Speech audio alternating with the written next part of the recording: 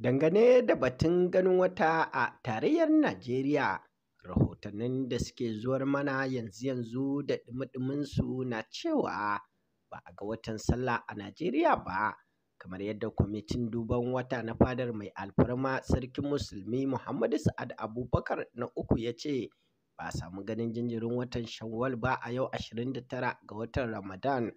Wata sanarwa mai ɗauke da sa hannun shugaban kwamitin Farfesa Sambo Wali Junaidu ta ce sarkin musulmi kuma shugaban majalisar koli ta harkokin addinin musulunci a Najeriya ya amince da rahoton kwamitin, saboda haka ya yi matsaya cewa watan Ramadan zai cika kwanaki 30 kuma ranar Laraba 10 ga watan Afrilu ita za ta kasance 1 ga watan Shawwal kuma ranar Sallah ƙarama a Najeriya.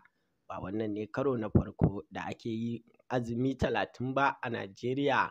Mu dai fatanmu shine Ubangiji Allah ya amshi ibadunmu, Ubangiji Allah ya yafa zunubanmu, Ubangiji Allah ya ba mu shugabanni na gari, ya haɗa kawunanmu, amin summa amin.